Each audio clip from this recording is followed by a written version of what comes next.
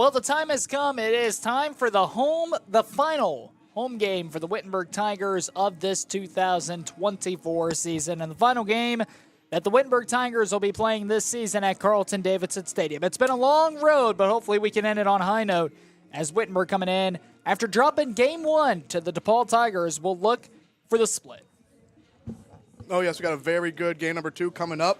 Tigers looking to get the split, like you said. And this, as we've been talking about in game number 1, a lot of implications for the NCAC tournament, for the standings, right? We talked about there's now 3 teams with 3 losses up in there for first place. Now one team at least right here will get 4 losses. Can the Wittenberg Tigers prevent that from being them? Let's take a look real quick at the DePauw starting lineup. A couple of changes, same personnel, just a couple of changes. Luis Florida will lead things off. Cameron Macon will bat second. Grady Johnson will hit third, followed by Danny Glimko. Aiden Howard will bat fifth. Hunter Herbeck, who was a force to be reckoned with in game 1, will bat sixth. Hunter Knowles 7. Ty Suker will hit 8th, and then Max Bond will hit 9. On the mound for the Wittenberg Tigers will be Joe Horosco. Joe Horosco, if you've been around Wittenberg baseball for a little while, you know this name, the 5th-year senior. He's been absolutely fantastic this season. This is a guy with 147 innings pitched in his career, a career 4.65 ERA, a career 1.41 WHIP. But this season alone, right, this is his second start of the season. He was more of a relief guy early on this season, as last year he was coming back from some injuries and everything like that. This season, he has 27 2/3 innings pitched, a 1.63 ERA, a K per 9 of 9.1, and a 1.3 WHIP. He has been absolutely fantastic in his 5th-year senior campaign. Joe Horosco will take the bump for the Wittenberg Tigers, and ultimately a must-win game for the Tigers. But the flamethrower right-handed pitcher will go to work against a lineup that put up 13 runs and 13 hits back in game number 1. So Wittenberg will look to go. Let's take a look at how the Tigers will line up defensively. A couple of changes, especially in the outfield. Rocco Royer will play left field. The newcomer, Jalen Williams, will take over for Ben Seibert out in straightaway center field. And then the right fielder will be Connor O'Malley. Across the infield, nothing changes. Nemunitis, McCauley, Thomas, Rodriguez. Behind the dish will be Parker Griskovich. Yeah, it's a little bit of a different lineup. Obviously, you have Jalen Williams out there in center field. The transfer, he started at Western Kentucky, then went the JUCO route, and now here at Wittenberg for his junior season. But going back to Joe Horosco, in his first start of the season, which was April 17th, so 2 weeks ago about, he went 9 innings, went a complete game in his first start of the season, only allowed 5 hits. He had a no-hitter going through, I believe, 4 innings or so in that game, and only 1 earned run, which he gave up in the 9th inning as well. They tried to let him get the complete game shutout, gave up the 1 run, but got the complete game nonetheless. Went 2 innings against Denison. In that first win, went 2 innings, only allowed 1 hit. And then ever since the first game of the season, he allowed 3 earned runs. Since that first game of the season, he has only allowed 2 earned runs the rest of the way. So Joe Horosco is exactly who you want to see if you're the Wittenberg Tigers to try to get this split in game number 2. Well, leading things off, here comes Luis Florida. Florida will stand in. He had that double, an RBI double back in game number 1. Outside of that, didn't really see him much on the base paths. Hit the ball hard, just right at people. First pitch from Horosco, fastball right down the middle for strike 1, and we are underway for game number 2 of this 2-game doubleheader. Horosco, a pitcher that likes to work with some tempo, follows it up again with a fastball. Smoked on the ground. Thomas gathers it, fires over to Rodriguez, and the leadoff man is retired. Great job from Joe. As you said, he's going to work with some tempo once he gets rolling, getting that first out quick and efficiently.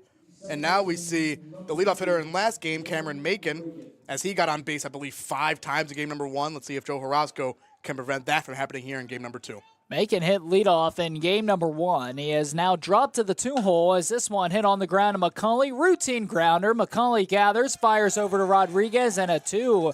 Quick, easy outs for Joe Horosco. And that'll bring up the number 3 batter in the lineup for game 2. It's Grady Johnson. Joe Horosco getting those first 2 outs in 3 pitches. If you're Joe right here, you want to attack with the fastball once again, be as efficient as possible.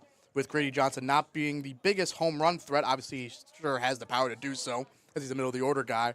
But want to be efficient here, want to attack this hitter right here. Johnson will stand into the batter's box. Fastball misses away. It's 1-0. There was a changeup right there, going to the changeup early on against the lefty. Let him see that pitch early on. Orozco will kick and deal, fires it in. Ground ball out, second base. Thomas makes a diving play, look to throw it, and there is no play with Grady Johnson's speed trucking down that first base line. He's on with a 2-out single. First hit of the game for DePauw, and here comes Danny Klimko. And Klimko, the power hitting right fielder, will stand into the batter's box for DePauw, coming off a terrific outing in game number 1.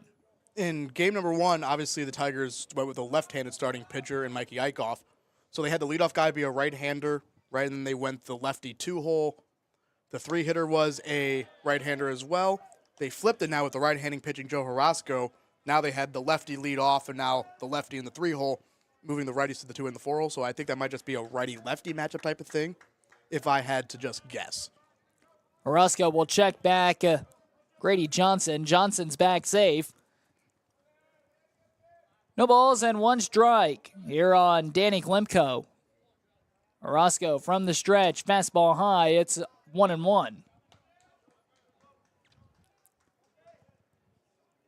Both these teams in a must-win situation in Game 2 of this 2-game doubleheader.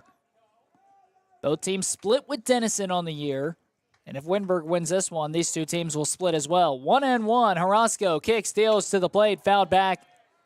And over the backstop, it's 1-2. DePauw split with Denison as well, so all 3 of the teams at the top right now have all pretty much split with each other if Wittenberg can get this split here in game number 2. 1 ball and 2 strikes. Orozco, long from the stretch.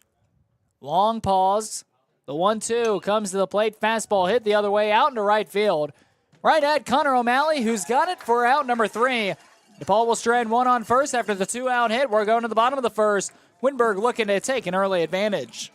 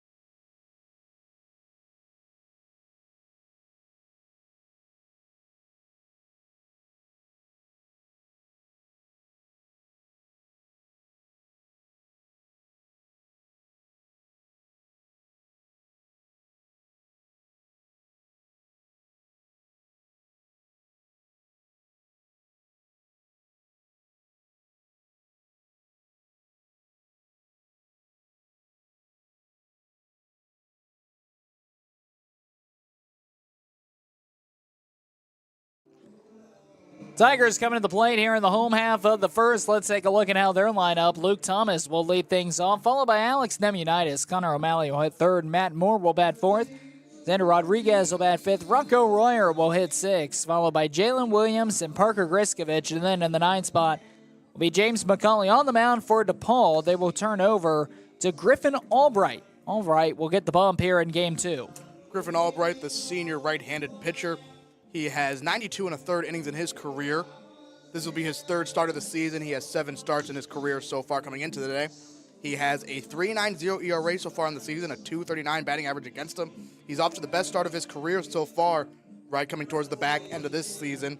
He's 3-1 on the year in his 10 appearances, his 2 starts. This is a guy who is going to command the strike zone. Obviously, only 14 walks in 27 2/3 innings. Doesn't strike out a lot of guys, right? But obviously has the capability of it. And it keeps guys off balance, obviously, as they're only hitting 240 against them on the year. Albright will look for the Game 2 victory and to complete the sweep over the Wittenberg Tigers as we're about ready to get things going. First, let's take a look at how DePauw will line up defensively. Across the outfield, we'll see Florida, Howard, and then in right field, Klimko. Across the infield, we'll go Johnson, Bond, Macon, and then the first baseman, Carter Knoll. Behind the dish will be Hunter Herbeck. Here comes Luke Thomas to lead things off. Thomas hit the ball hard quite a bit in game number 1. But unfortunately, right at people. Thomas, who spent the majority of the first half of the season leading off, first pitch swinging, flies it out sky high out into left field. And running up to make the catch is Florida for out number 1. Fishing out right there if you are the DePauw Tigers, getting that out right there on the first pitch of the ball game. Alex Nemunitis now looks to follow suit and get on base now with 1 out. Here comes Alex Nemunitis. Nemunitis, again, we've talked about him. He's bounced around the order quite a bit this season. He found a hole in the 5 spot, and he has thrived there. But obviously with Ben Seibert not being in the starting lineup for game number 2, things certainly shift around. That's why we saw Thomas back in the leadoff spot. Now Nemunitis batting second once again. Fastball misses away, and it's 2-0. Nemo ahead in the count right here. See if he is being aggressive still. 2 balls and no strikes. Albright kicks, steals, fastball smoked on the ground, under the glove and into left field. It's a 1-out hit for Alex Nemunitis. Nemunitis dribbled it over to third. The third baseman trying to make a diving attempt. Grady Johnson couldn't get it. And Nemunitis with a 1-out hit. Here comes Connor O'Malley. Yeah, third baseman playing in for a drag bunt situation. He's still playing even with the bag against O'Malley. I don't know. I mean, looking at this Tigers team and how they hit, I wouldn't expect a lot of bumper hits, but if they're going to leave the holes open like that, the Tigers will not complain. Shift is on now for Connor O'Malley as O'Malley stands in. O'Malley had a double back in game 1 where he put it down the left field line, went opposite way. DePauw, though, has continued to keep the shift on for him. Big gap between shortstop and third as shortstop's playing on the right side of the infield. Fastball got the inside corner, and it's even now at 1 apiece with Connor O'Malley. Sometimes you run the shift knowing what the hitter is, but you also understand if you could pitch to the shift, it's hard for a guy to try to go inside out if you're going to be able to attack inside with certain pitches. 1-1. They're checking back to first. Nemunitis back there safely.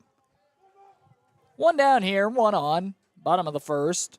And a 1-1 count to Connor O'Malley. Both teams with a hit apiece. Albright, long leg kick comes to the plate. And O'Malley, it's already on the fastball, fouls it down the left field line. And it's 1-2. You see now with 2 strikes, the shortstop moves back to the opposite side of the bag, right? So that could be an indication of what kind of pitches you can expect. Maybe move towards the outer half of the plate, maybe an off-speed pitch or something along those sorts. 1-2 here on Connor O'Malley. The pitch to the right fielder. O'Malley again late on it. Trying to go the opposite way, but will foul it off into the Wittenberg bullpen. As you see right there, they go and try to attack on the outer half right there.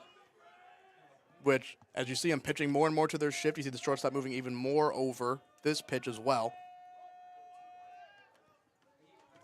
1 ball and 2 strikes. Runner on first is Nemunitis. Then Connor O'Malley. First, they're checked back, Nemunitis. Nemunitis almost got picked off in game 1. He was caught leaning and was just able to get in with a tick of a second to spare. And ever since then, they have attacked him on the base paths, although he has shortened his lead. It's 1-2 on O'Malley. Here's the pitch. Off speed, popped him up, back into foul ground. Catcher Herbeck running back, and will have room, made a sliding play, but this time couldn't hang on. We saw him make that spectacular pop-up catch in game number 1. That one just pops out of his glove as O'Malley has a new life right here, as that play was not able to be made, that tough play. It was right in front of the Wittenberg dugout. Maybe Wittenberg was able to distract him just long enough. We'll do the 1-2 again here on O'Malley. Adding 3 hole here in this one. Albright, set. Here's the payoff. 1-2, smoked on the ground. It's through into right field. It's a base hit. Nemunitis takes a turn. He's heading to third. O'Malley will stay stopped in his tracks. He'll go back to first. And runners are on the corners with 1 out. Bringing up now number 30, it's Matt Moore. Great job by Connor O'Malley, working with 2 strikes, hitting a hard ground ball to get just under the first baseman's outstretched glove. And now Matt Moore has another RBI opportunity, as we talked about him climbing up that all-time RBIs list, as he's now 3rd all-time in program history in RBIs. And Moore will stand in with runners on the corners and 1 out. And a huge opportunity for the Tigers after their offense was held just to 3 runs in game number 1. They're on the corners with Matt Moore, who stands in. Fastball left upstairs, taken for ball 1. Matt Moore had a double he had a base clearing 2 RBI double back in that second inning in a similar situation with runners on the corners, and then also singled. He's had the hot bat for Wittenberg. He's hitting the ball hard even when he's out. A couple of lineouts in that game as well. Good hack right there by Matt Moore. You see him being aggressive, feeling confident up there at the plate. Just misses that one, fouls it off straight back. But now he's seen the changeup, seen the fastball. Maybe looking to see some sort of spin right here, maybe a slider or curveball. 1-1 now on Matt Moore. Here's the pitch. Fastball outside. Might have actually been a changeup. It's 2-1.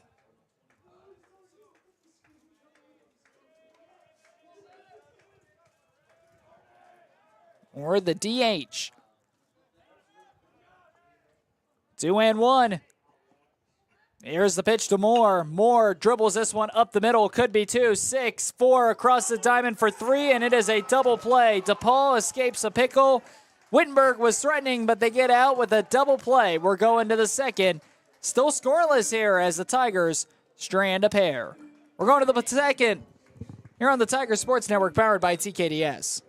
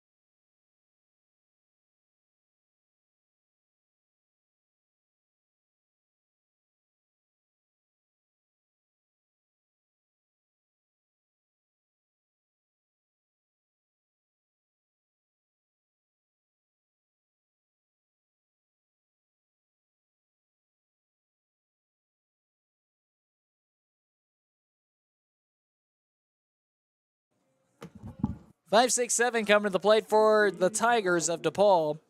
We'll see Aiden Howard stand into the batter's box to lead things off. And Howard, when you look at his stat line in game 1, made some nice defensive plays and also made some great plays at the plate, and he'll drill this one out to straightaway center field. Williams has him ranging back, but not back far enough as he's able to make the grab, and first pitch swinging. Aiden Howard is retired. That'll bring up the catcher, Herbeck.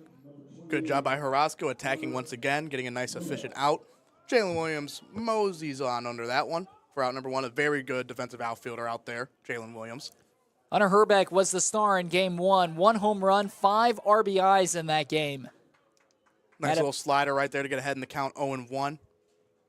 No balls and 1 strike. Harasco goes back to that slider. This time misses upstairs, and it's 1-1. Here is the pitch from Harasco. Fastball misses away. 2-1. You're really going to see when Joe's working well. When he's working well, he's going to be able to command the strike zone with all of his pitches. 2-1. Fastball, check swing. It was high. It's 3-1. 3 balls and 1 strike on Herbeck. Harasco working with some tempo. Got him to fly it out here into shallow right field. O'Malley runs up, having to battle the sun, makes the grab for out number 2. Good job by Harasco down in the count, getting in on the hands right there of Herbeck for out number 2. And that's a challenge pitch right there, right? Understanding that he was able to pull that home run over the fence, and his 2 other base hits were to the left side as well on the pull side. Joe challenging him right there, trusting his velo for out number 2. Good change up right there for 0-1 count on the outside half. That'll bring up Carter Knoll. 0-1. Harasco working with a lot of tempo here. Misses a fastball outside. It's 1-1. Working like there's a time clock that only gives them 5 seconds to pitch. Here's the pitch from Harasco. Fastball right down Broadway. He's ahead 1-2. You see it from a lot of the top arms on this Wittenberg team. When they're rolling, they pitch with tempo. 1-2. Fly ball straight away center field. Williams again runs in on this one. Makes the grab. 1-2-3. Go DePauw. We're going to the bottom of the second. Still scoreless. Here, the Tigers looking to change that.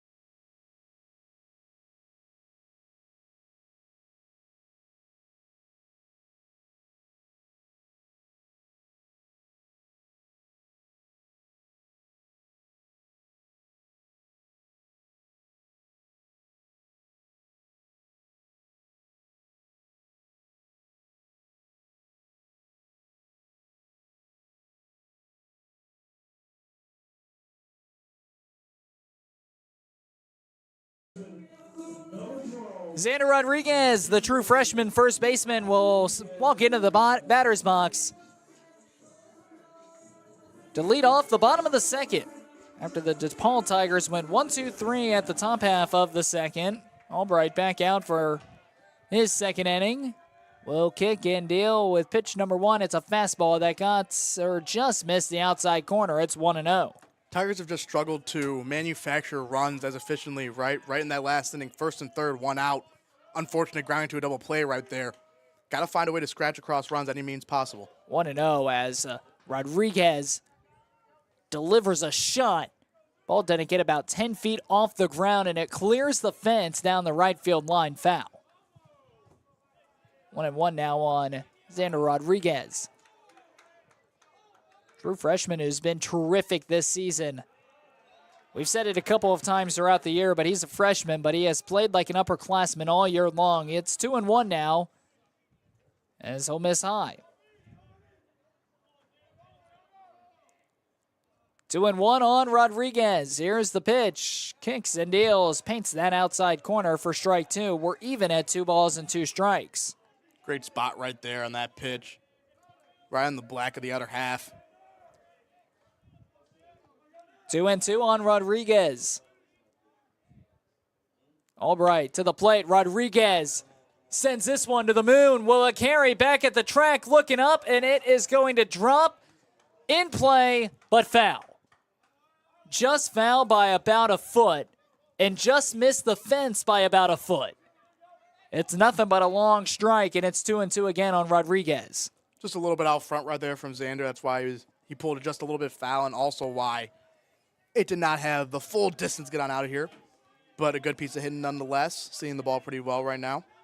2-2 on Rodriguez. We'll do it again after the long foul ball. Here's the pitch. Fights it off, and it will stay 2-2.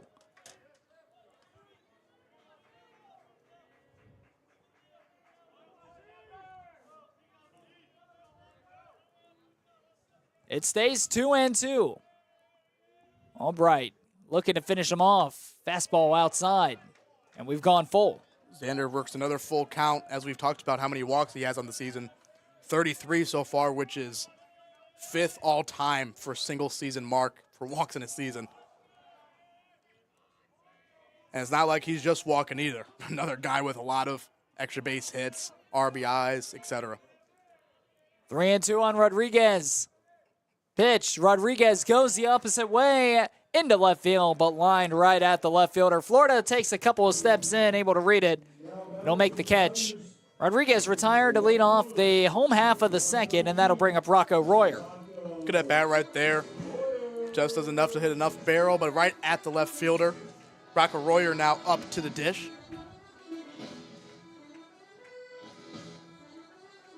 Rocco Royer was dropped in the order in a bit of a slump. He has dropped from a 3 down to 6, hoping he'll see more fastballs as a crack of the bat sends this one into straightaway center field, backing up to the track. And a nice read there by Howard, able to get there on the warning track to haul it in. Good piece of hitting right there. Saw a slider up in the zone, takes it to right center field, just to a deep part of the park, and right at the center fielder for out number 2.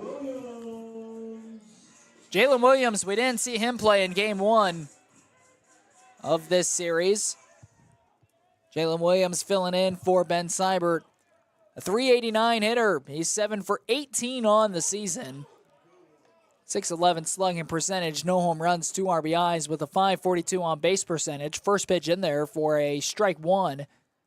Albright will follow it up with an off-speed pitch that's dribbled on the ground to third. Picks it up, fires across the diamond. The tag is on, and Wittenberg goes 1-2-3. Top of the third coming up next. Both teams going 1-2-3 in their half of the second. You're watching the Tiger Sports Network, powered by TKDS Sports.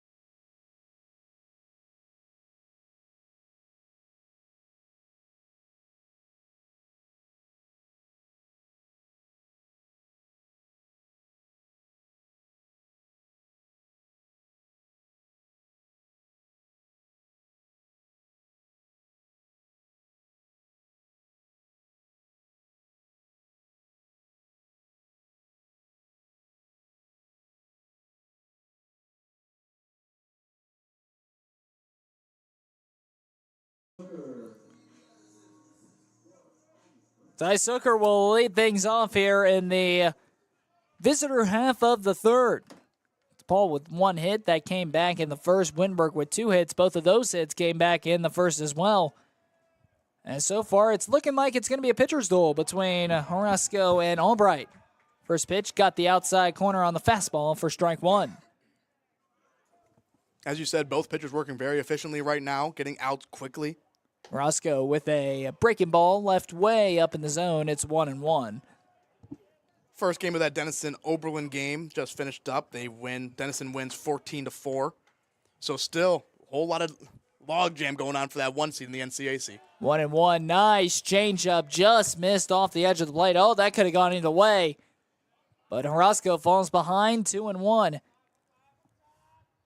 Zucker stands in, and immediately Orozco's through the windup. Misses low. It's 3-1. Zucker has done a great job realizing Orozco has moved with some pace in this game, and he is doing taking his time getting into the batter's box to try to disrupt the rhythm of Ferrasco, and he's certainly done that. Fastball paints the inside edge for strike two. We've gone full.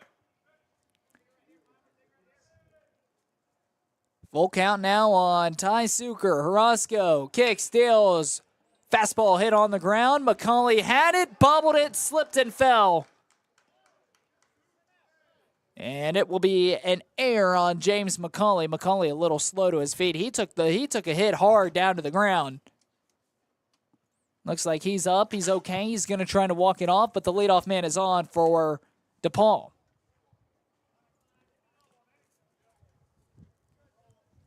James looks to be okay walking it off. But the leadoff guy is now on for DePauw. Joe Herosco doing a good job getting the ground ball. Just unfortunate right there. Now you have Bond up the bottom of the order. We've seen him try to bunt for a hit earlier in game number one as Coach McGee calls time probably to go out and see how McCauley is doing. As you see the trainer go out there instead to go talk to him. McCauley, a competitor. He's sure he was wishing that he could just wave it off. Shout out to one of Wittenberg's great athletic trainers, a lot of good athletic trainers in the Wittenberg University athletic program. That is Nathan Irvin out there. Does a good job with the baseball team. As he's going to check on James McCauley right now. James McCauley saying, I'm fine. And Nathan's like, yeah, I know. Just giving him some time. Coach McGee told me to come out here, so I'll take my time. And now he'll start working his way back. So McCauley is okay. He just took a hard hit. Maybe a bit more shell-shocked than anything else. It's an error, though, on McCauley. And the leadoff man is aboard for DePauw. As here comes the number 9 batter, it's Max Bond. Bond has smoked that double in his last at-bat. He's seeing the ball great. And last at-bat coming at the end of game number 1. And Unitas is playing in, looking for the bunt, popped it up, but it will go out of play. As we said, we saw Bond try to bump for a hit earlier in game number 1. Down the 9 hole as well, guy with good speed. See if it's now just a sack bunt if he shows a little bit earlier right here. Try to just move that guy into scoring position, as he did show early, right? But when you have a pitcher like Joe Herosco pitching the way he has all season and so far in this game, if you can get a guy in scoring position with less than 2 outs, that's what you want to do as a team. Roscoe from the stretch. Comes set. Looks in. Gets his sign. Fastball. Misses just outside, and it's 1-1. Looking for a slash opportunity there. Try to open up some holes. Roscoe was dealing when he was working at the pace he wanted to out of the windup. Obviously, with coming out of the stretch, you have to pause. There's a lot more that goes into it. Pops this one up. Back in foul ground. Griskovich running back there. Griskovich has it in its sights. Will make the grab for out number 2, or out number 1, I beg your pardon. Great play by Parker Griskovich right there. Those plays are much tougher than they look, right? And Parker does a great job getting that out. A very much needed out number 1. And DePauw, now they're going to have to look themselves in the mirror and think, man, maybe I should have just went with the sack button instead, get that guy in scoring position. Obviously, still have 2 outs to work with the guy on base in the top of the order. But it sure would be nice on a base hit to know that that guy could score. Here comes Luis Florida to the batter's box.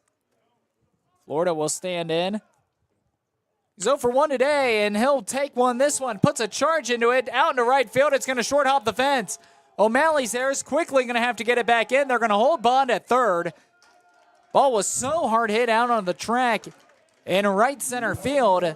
And with O'Malley's cannon, not a good recipe of success to try to test Max Bond's speed to get to the plate. And there's going to be on 2 on with both of them in scoring position with 1 out. And here comes Cam Macon. Yeah, Tyler Suker not able to score right there from first base. And as we just said, right, now the Tigers have a chance to get out of this without a run scoring. Obviously, it's going to be a tough spot here for Joe Herosco and the Wittenberg Tigers defense. That's an automatic run if you just sack that guy over. But they're going to trust that their top of the order can get it done without having to do so. Beg your pardon, we were mentioning Bond's name so much. I misspoke. It is Suker who stands at third. They didn't want to test Suker's speed. Want to know Herosco fastball paints the outside corner for strike 1. We're even at 1 apiece. Herosco now looking to get a pop-up or a strikeout. That's the big recipe for success when you got a guy on third base with less than 2 outs. 1-1. Change up just missed up high in the zone, and it's 2-1. Wittenberg fans disgruntled about that one, and so is that dugout. It's 2-1 though. Looked good from up here, but just a tad high. Carrasco answers it back with a breaking ball that's popped up and found ground. Rodriguez shifts over. He's got room. Will track it down. And Rodriguez makes a much-needed out number 2. The runners stay in place. And there's that pop-up we were just talking about. Pop-up or strikeout. Joe Carrasco does a great job using that slider to get that pop-up for out number 2. Now, if you're the Tigers defense, you just got to make a play defensively. Understand that you can lay out right here because the guy on second base is scoring regardless on a base hit with the way that our outfield plays. So understand that dive, make out, go, make a play however you can. Here comes Grady Johnson, and Johnson flies this one sky high out into right center field. It's Williams who comes on, will make the play, and the side is retired. And that's the importance right there, right? Obviously, hindsight's 20/20, right? But when you're facing a pitcher like Joe Carrasco and you see the way that he's thrown all year and how he's throwing so far early in this game, you really probably got to sack that guy over to score that run because that run scores easily on that double to the wall. Wittenberg Tigers will take it, though, as they get out of the inning unscathed. Great job by Joe Carrasco and the Wittenberg defense. We're going to the bottom of the third. Both teams with 2 hits, but no runs. Wittenberg looking to change that here in the home half with 3 coming up.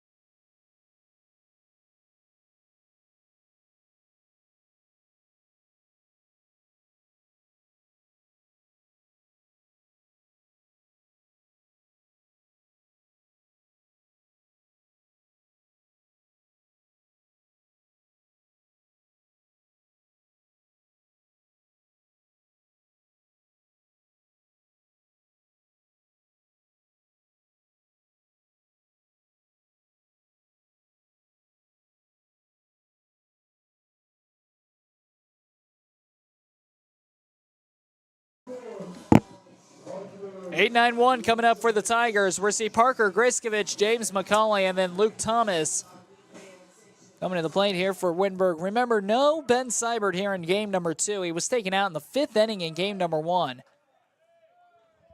We don't have a for sure update on Ben Seibert, but if we find one out, we will certainly keep you up to date. 1-0 as first pitch missed low and away. It's 1-0 on Griskovich, answered back with a fastball that nips the outside corner for strike 1. Good pitch right there to bounce back, even the count back up at 1-1. The fastball on the outer black. Griskovich in game 1 hit a double that knocked in the 3rd and final run in game number 1 back in the 2nd inning. And Griskovich is plunked. Fastball looked like it got away from Griffin Albright. Griskovich stands in, will wear it. And here comes James McCauley as the leadoff man is on for the Tigers. Now we have a very similar situation to what DePauw just had in the top half of this inning. 9-hitter up, the first guy gets on for free, right? There was the error at short, and then they didn't bunt him over. Let's see if the Wittenberg Tigers do differently and bunt Griskovich in the scoring position. And McCauley will score around for a bunt, rolls this one down the line, scooped up, no play at first. I can't believe Albright didn't look at that one to see if it'd go foul, but with McCauley's speed hugging the line, McCauley's on with an infield bunt single. And the first 2 batters of the inning are on for the Wittenberg Tigers, and we're back to the top of the order with Luke Thomas. And that's the beauty of small ball, right? And this is a Wittenberg Tigers team who's hitting .345 as a team on the year, right? There's nothing against small ball, right? And the Wittenberg Tigers, probably haven't done it enough this season as well. Doing it right there, and now you have 2 guys on with nobody out and have a chance to score right here. 2 on with nobody out. Now Thomas squaring around for bunt. They're going to continue to play small ball on the ground. Albright can't pick it up. Throws the first, not in time. Another butt hit for Luke Thomas as Albright came off the mound and couldn't find it and could not pick it up out of the grass, and they're loaded with nobody out. And the Tigers threatening to do damage here in the bottom of the third. You know, as simple as it may seem, sometimes it really is that simple. Don't outthink the game, right? Don't try to plan ahead. Say, oh, I think this guy can get a hit. Luke Thomas, one of the best hitters in the country, in the conference, whatever you want to say, right? He had 420 last year in the full season, right? And they still look to bunt a guy when there's already a guy in scoring position and nobody out. They still look to bunt him, right? And he gets another hit right there. Get the Tigers rolling now a little bit, and now you have bases loaded with nobody out off of basically free base runners. A hit by pitch and 2 bunt singles, right, that were supposed to be sac bunts as well. Small ball, it forces the other team to make a play if you put a bunt in the right spot, and the Tigers do just that. And now they got something rolling. Let's see if they can take advantage. Bases are loaded, nobody out. Here comes Alex Nemunitis. Alex Nemunitis, 6 home runs on the season. Tied for first with the Tigers with Xander Rodriguez and Connor O'Malley. And O'Malley does stand in the on-deck circle. Up there in RBIs as well, the team leader in RBIs. Alex Nemunitis, big spot right here. Obviously, if you're Alex Nemunitis, got to look to hit a ball hard in the air, no double play balls. Front door breaking ball in there for strike 1 as Nemunitis turned, but it broke, got the inside edge. 0-1 now on Alex Nemunitis. Comes set on the mound. Here's the pitch from Albright, trying to work himself out of a jam. Hit up the middle, shortstop has it. Bonds the second for 1 across the diamond. It's down into the mid. 1 run's going to score. McCauley's going to come across and score. Tigers take a 2-0 lead as Nemunitis is up to second base. It's a throwing error there. It'll be a fielder's choice with an error tacked on by Cam Macon. Tigers get an extra run. They lead 2-0, and a runner stands at second base in scoring position in Alex Nemunitis with Connor O'Malley standing into the batter's box. Big break right there for the Wittenberg Tigers, as that was a tailor-made double play ball right there. Hard hit right to the shortstop. Just an errant throw by the second baseman. Couldn't get scooped out over at first base, and now the first 2 runs of the ball game come across the score. Now looking for the third one with Connor O'Malley at the dish. Here comes Connor O'Malley with a runner on the pond and 1 out. Backdoor breaking ball. Misses the zone, and it's 1-0. Nemunitis stands at second base. Fielder's choice in an error. The first error for DePauw here in game 2. Tigers take a 2-0 advantage in the bottom of the third. Here's the pitch. O'Malley looks at a fastball that got the corner. Evens it up at 1. But just going back to the start of this inning, a hit by pitch, 2 sack bunts that weren't able to get fielded and get an out, right? And then an errant throw on a fielder's choice, and now it's 2 runs scored for free, basically. Here's the pitch to O'Malley. O'Malley spits on a fastball in the dirt. There's that changeup actually right there, the righty on lefty changeup. That's a very good take by Connor O'Malley, seeing it out of the hand immediately. That's a tough pitch to lay off. 2-1 on O'Malley.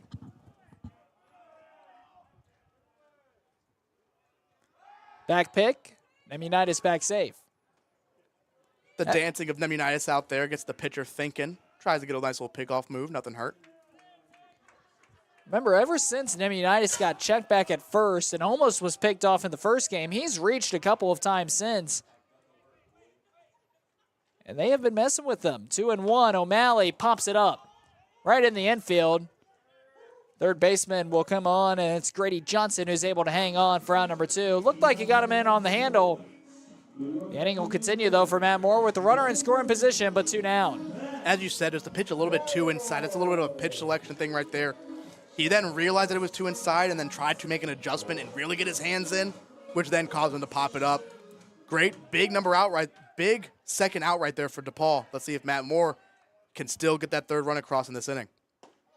Fastball inside part of the plate for strike 1. It's 0-1 now on Matt Moore. On a beautiful Tuesday evening here at Carlton-Davidson Stadium, the final game that the Tigers will play here this season. 0-1. Pitch to Moore, popped him up.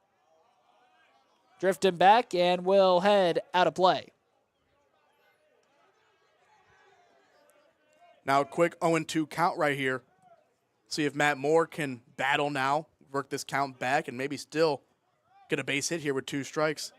2 strikes, 2 outs, especially any sort of base hit with the way the outfield's playing back against the 4-hitter, should score Nemunitis easily. Big gap between left field and center field. Center fielder playing in right center field. Fastball, elevated fastball. Matt Moore lays off. It's 1-2. You saw early in this count, they attacked Matt Moore inside with the fastball, a little bit of an inside breaking ball as well. And because Matt Moore's base hits last game, he had the double to right center, the single to right center, his line drive out to right field. They're now attacking him much more inside in game number 2. 1-2. They'll throw back to Nemunitis. And Nemunitis got hit in the thigh with it. Nemunitis is back safe. He's on the bag, but the pickoff attempt hit Nemunitis. Nemunitis has been beat up quite a bit today. Remember, in the bottom of the 8th in the last game, he was running between first and second where he got nailed with a line drive by Xander Rodriguez. It looks like Alex Nemunitis is okay. Shook it off, walked it off. And it's 1-2 on Matt Moore with 2 gone. Tigers lead 2-0 after 2 runs here in the bottom of the 3rd. Nemunitis at second. Here's the pitch. Moore fouls it back. We're to the 1-2 again. Fastball up in the inner half again. You see where Herbeck, the catcher, is setting up against him. Let's see now if they try to work a breaking ball away after working him inside a little bit. 1-2. 1 on, 2 out. Albright to the plate. Popped up, foul ground. And it looks like it'll head out of play. Matt Moore giving a battle up there in the batter's box, just able to fight it off. With the wall working inside as well, they were able to get that ground ball in his hands to get the double play early in this game. So they don't seem to be going away from it right now. Let's see if they maybe try to make him chase away. But so far, they've had pretty good success working him in. 1-2 on Matt Moore. Here's the pitch. Breaking ball goes the other way into right center field. It's going to drop. Windmill is on. Here it comes. There is going to be no throw. It's bubbled in right field. Nemunitis will score. Tigers lead 3-0. And another RBI to Matt Moore's career total. Matt Moore just adding on to that career total like you said. And right there, sometimes as a team, as a pitcher, you get anxious because like you're not getting the put away out, working them inside, right? So you're like, you know what, let's go to the breaker away. Too much plate right there against Matt Moore. Matt Moore doing what he does, working a great at-bat for another RBI for Matt Moore. Matt Moore had 2 RBIs in game 1. He's got an RBI here in game 2, and here comes Xander Rodriguez. First pitch from Albright. Xander Rodriguez puts a charge into this one, going out into left field a bit too high, and the left fielder, Florida, is there to make the grab. Tigers, though, damage is done. They get 3 in the bottom of the 3rd. They lead 3-0. You're on the Tigers Sports Network, powered by TKDS.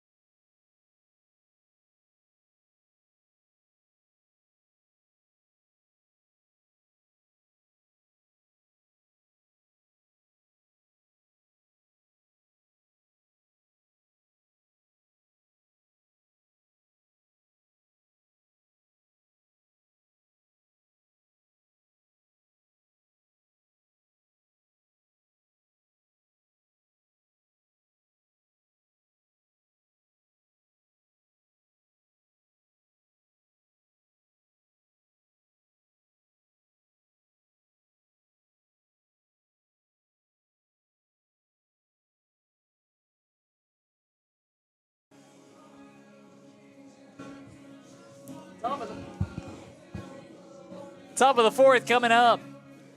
As the ball now, they trail in this one by a score of 3-0.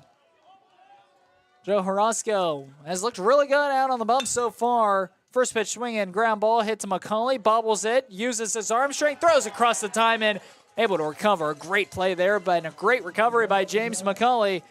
One pitch, one out here in the top half of the fourth. And continuing on, here comes Aiden Howard. That's the beauty of having the arm strength that James does. Getting away with a little bit of a bobble right there. That little mishap off of the Carlton Davidson lip right there. Able to stick with it and show off the arm strength for out number one. First pitch to Howard. Got the inside corner for strike one.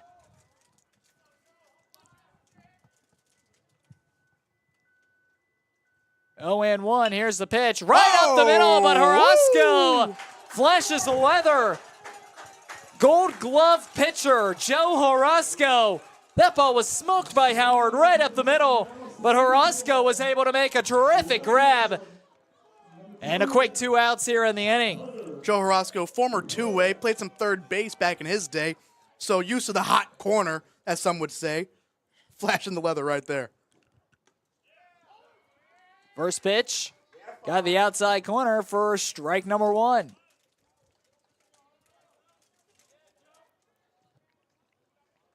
Oh, and one. Horosco moving with the tempo. Outer half of the plate, got him swinging, and it's 0-2. There's that slider right there. Hunter Herbeck. Great slider right there, just off the plate, getting Herbeck to swing and miss. Horosco stands in. This one hit well the other way. Back into right field. O'Malley coming in to foul ground. Makes a dive, but could not come up with it. Foul ball. And now it looks like Connor O'Malley limping a tad out there in right field. But he'll walk it off. He'll be okay. Nothing but a long strike, and we're doing it again. No balls and 2 strikes. Herbeck has battled all day long. In fact, in all 3 of his at-bats that he recorded an RBI in game number 1, he was down in the count, no balls and 2 strikes. 0-2, Horosco trying to put him away. Slapped on the ground to second. Thomas has it. Fires over to Rodriguez. 1-2-3, go to Paul. We're going to the bottom of the fourth here on the Tiger Sports Network, powered by TKDS.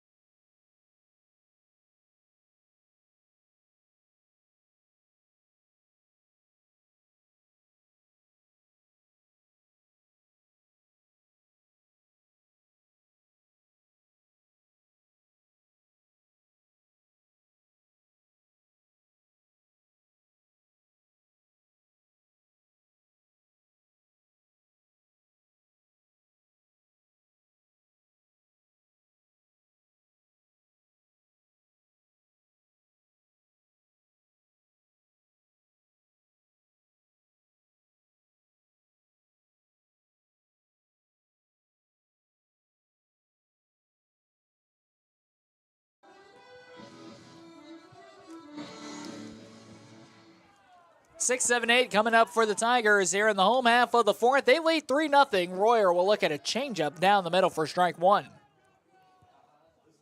Good pitch to get ahead right there. Royer put a charge into it, but hit it to the deepest part of the ballpark his last time up. Down to the count 0-1. Fastball misses low and away, and we're even at 1. Rocco in a pretty similar stretch that Malley had in the middle of the year where he was just hitting a lot of atom balls. Hard hit balls to right to defenders. Just need to find a gap right now to get things rolling again. Albright kicks and deals. This one hit up the middle off of Albright. It's stuck in the grass. Albright picks it up, fires the first, and it is not in time. Rocco Royer on first with a leadoff single. Rocco Royer showing off some of the reels right there.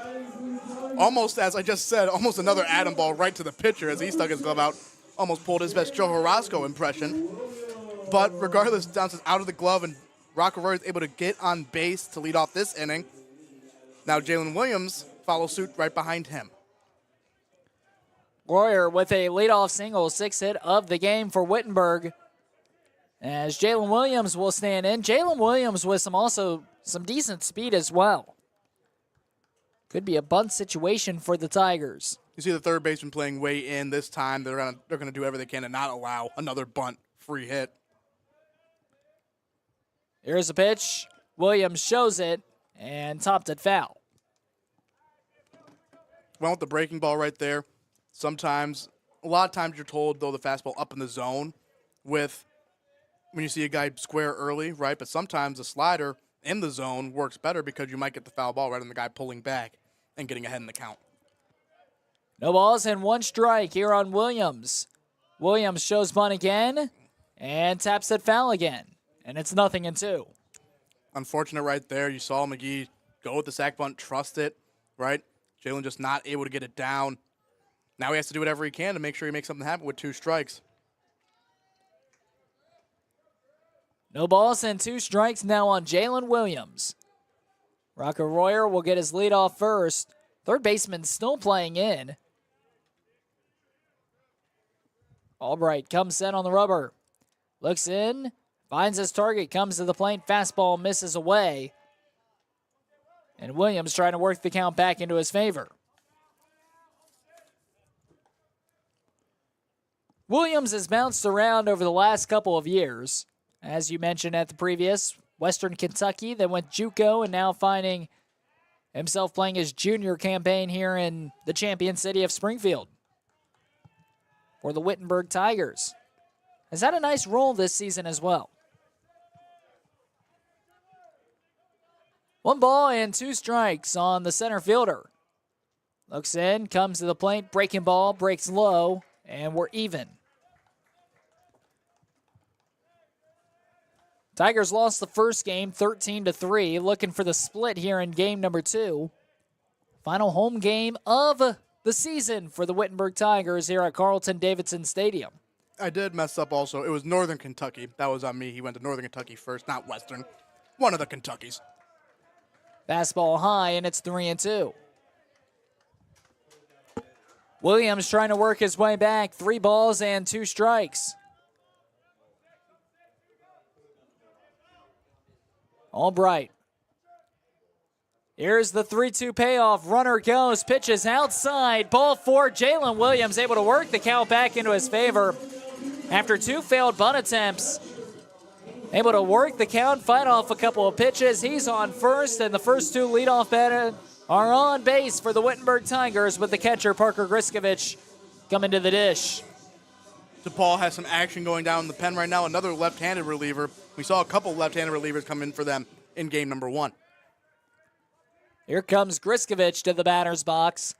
With 2 on and nobody out, Griskovich sharing a bunt, shows it, lays it down. Albright picks it up, fires the first. It's a successful sacrifice there for Parker Griskovich, moving both runners up 90 feet. Now 2 runners in scoring position for James McCulley. You see the Tigers really diving into the small ball this game, right? Manufacturing runs. That's going to be key. Obviously, didn't score as many runs as they have been in the last couple of games, including the game on Sunday, right? So, Coach McGee going to the small balling, bunting a guy like Parker Griskovich, who we know how he slugs and hits the ball for power. I don't know if I've ever seen Griskovich put down a sac bunt. But Coach McGee goes through right there, and Parker Griskovich showing that he is very capable, puts down a beautiful sac bunt right there. And here comes manager Blake Allen for the DePauw Tigers out there, and they will make a change. It's a DePauw call to the bullpen. here in the home half of the fourth. Tigers lead 3-0, threatening for more. We'll be back here on the Tigers Sports Network, powered by TKDS.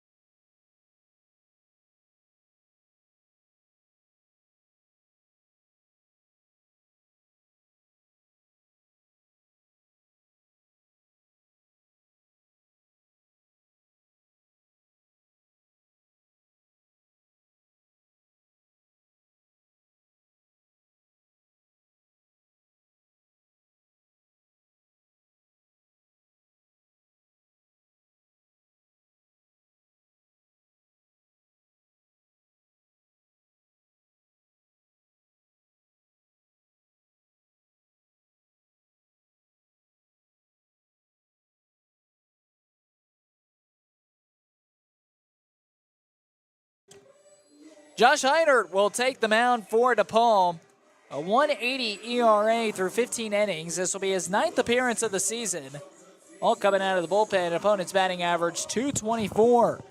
So Heinert has put together a tremendous season so far for the DePauw Tigers. Hasn't worked himself deep into many games, though, this year. And with him coming in here in the middle stages of the fourth inning, not only is he going to have to work himself out of pickle, but the pressure is on for him to go a little bit farther in their game as well. Heinert, the freshman left-handed pitcher, set himself a great freshman campaign, like you said. The 1.8 ERA in 15 innings pitched, 8 appearances so far. This is his 9th right here. But a little bit of a longer appearance right here. Let's see how his stamina goes in this game if they have to ride him a little bit longer. Infield is playing in on the grass. They're going to look to go home. And looked like that was a slider that was able to break in. Going to be tough to be able to tell what these pitches are, especially with the sidearm left-handed pitcher out on the mound for DePauw. He's got run on almost every single pitch he's going to throw. That was a slider. Breaks in. It's 1-1. Comes back to the plate. Fastball misses high and away to make it a 2-1 count. Luke Thomas in the top of the order staying in the on-deck circle. We've seen James McCulley get plenty of RBIs in this 9-hole spot. See if he can crack another one or maybe even 2 right here with 2 guys in scoring position. 2 on with 1 out. Heinert comes to the plate. This one smoked down the left field line. It's going to drop. It's going to be trouble. 1 run's going to score. Here comes Williams. Williams is going to score. McCulley cruises into second base. It is a 2-run, 1-out RBI double coming off the bat of James McCulley. James McCulley in that 9-hole has done it once again. Unbelievable. Great job by James McCulley. James McCulley really has been in a little bit of a slump himself, right? So right there you saw the passion he showed out there at second base, showing how hyped he was. Big 2 RBI double right there from James McCulley, doing it once again for his 27th and 28th RBI of the season in the 9-hole. Absolutely remarkable. Here comes Luke Thomas. As Luke Thomas will stand in the box. Front door slider able to break in the zone for strike number 1. James McCulley also, I know for him, I know the error did not come back to haunt the Tigers. No runs scored off of it. But I know he was looking to get himself a base hit after the error. And he does just that right there. 0-1 here on Thomas. Thomas goes the other way. It's going to drop into no man's land. Windmill's on. Here comes McCauley. He'll score with ease. Thomas looking to swipe too. Here comes the throw. It's not in time. Thomas with a back-to-back double with James McCauley. Another run is scored for the Tigers. They lead 6-0 here in the fourth. LT. All I know is that in the book, that's going to say a line drive double to left field. Doesn't matter how it dropped in there. Showing the speed to get a double, trading spots with James McCauley. As the Tigers got things rolling now, 3 runs in back-to-back innings. Now Alex Lemonitis looks to make it 4 with the guy in scoring position with 1 out. So here come the rolling Tigers. Roll the red carpet back out for the rolling Tigers. Slider misses low on now Lemonitis. Lemonitis singled back in the first, was stranded. In this game so far, right, this is something that the Tigers haven't really had to do or have done really all season long, is work the small ball, manufacture runs. Pop this one up, down the first base side, and foul ground. First baseman drifts over, makes the play. Thomas thought about going. We'll think again, and we'll head back out number 2. Because we think of it like this, right? Those 2 runs that James McCauley brought in were both in scoring position off of the Parker Griskovich bunt, right? The sack bunt, they got both those guys in scoring position, right? James McCauley then hits the double. Luke Thomas then hits the double, right? Scoring 3 more runs. And the last inning, the 3 runs scored after all the bunts that we saw in that inning, right? So Tigers doing a really good job manufacturing runs here in game number 2. Here comes Connor O'Malley.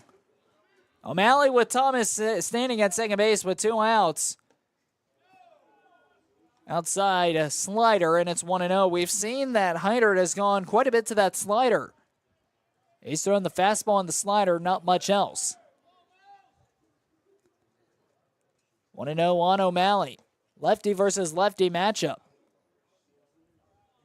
Heidert kicks, deals, comes to the plate. Misses high, and it's 2-0. Good hitters count right here for Connor O'Malley.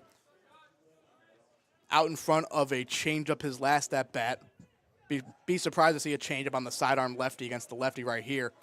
If you're O'Malley, got to be sitting 1 pitch, look to do damage. 2-0 on O'Malley. Here is the pitch. Fastball down the middle for strike 1. There was that slider right there. Good, very good 2-0 slider to get in there. Good take by Connor O'Malley, understanding that's not the pitch you're looking for. Still ahead in the count right here. 2-1. Still a hitter's count for O'Malley.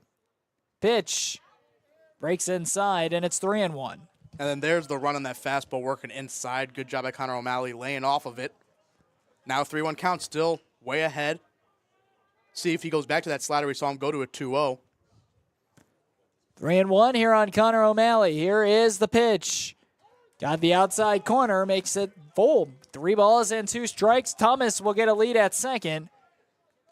There was, once again, that slider 3-1 showing you the confidence he has to go to that pitch at any moment, throwing a 2-0 and 3-1 in this at-bat alone. Tigers got 3 in the third. They have 3 in the fourth, looking to add more. Here's the pitch to O'Malley. O'Malley dribbles this one foul, just able to fight it off. And we're to the full count again. Sun setting behind Carlton Davidson Stadium. Shadows starting to creep farther and farther out on the field. Delayed start time today through the rain, through the night. 3-2 on O'Malley. Kicks, deals, comes to the plate. O'Malley fights it the other way. Foul ball.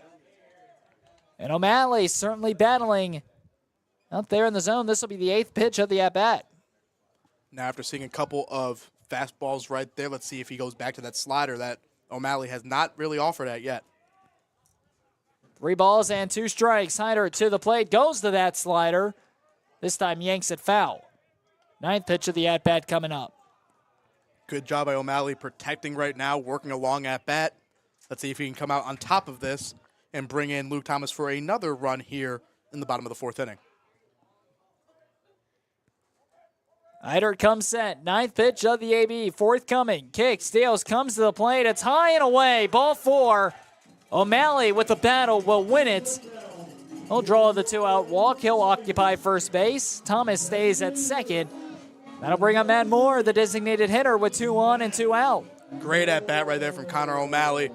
Now Matt Moore comes up again, and another RBI opportunity for Matt Moore. Now with this lefty, with his fastball working away, we've seen Matt Moore have success going the opposite way in this doubleheader. 2 on, nobody out. Backdoor slider in there for strike 1. Again, there they go again, working the inner half of the plate against Matt Moore. Matt Moore takes it, doesn't like that pitch, wants to see the first pitch from Hyder.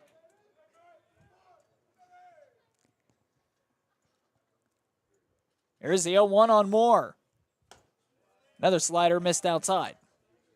Try to go backdoor right there, working on the outer black, just missed his spot out. Matt Moore evens the count now at 1-1.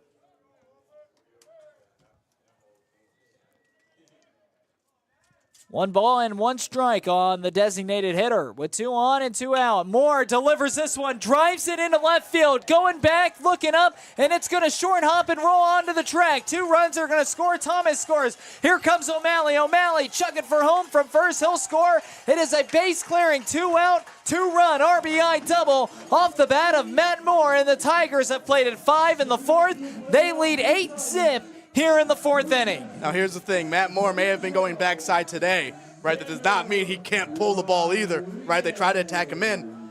Hyder's not really a guy who's going to be pumping velo all that much. He's a sidearm lefty, crafty guy. So throwing low 80s, high 70s in on Matt Moore is not going to be the greatest recipe for success, especially with the center fielder playing the right center.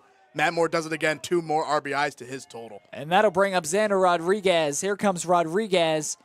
Who looks at a first pitch front door slider in there for strike 1. Rodriguez flew out his last time up. He's also had a hit here in this one as well. 0-1 on Rodriguez. Too much break on the slider, and it's 1-1. RBI total for Matt Moore now in his career stands at 123.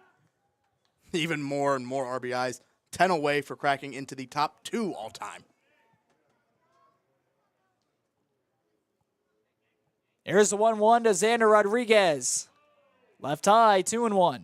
Number 1 and number 2 in RBIs, as you'll see these guys all over the all-time leaderboards in a lot of categories, is the Magato brothers, Brian and Ken. They are all over the leaderboards when it comes to Wittenberg baseball. So Matt Moore looking to pass Ken Magato by the time that his career is over. 2-1. Oh, Rodriguez boy. sends it to the moon. Splash City. Xander Rodriguez, 2-run bomb. And the Tigers lead 10-0 here in the bottom of the 4th. In between the half inning, I was saying you saw Xander Rodriguez visibly upset. I was talking about it with Jackson in between innings because he missed a pitch that I know he thought that he probably should have took over the fence. And here is his 7th home run of his freshman campaign. You see the relief on his face. Finally got the one that he's been waiting for, and the Tigers go out 10-0 here in the bottom of the 4th inning against the DePauw Tigers, as that will most likely do it for freshman Hyder's day. As he said, had a very good freshman season so far, but I don't know if he's facing offense quite like this Wittenberg Tigers offense, as they have exploded here in the bottom of the 4th. Wittenberg has opened it up. They have scored a touchdown here in the bottom of the 4th. They lead 10-0. In the bottom of the 4th, another Tiger call to the bullpen, and we'll be back.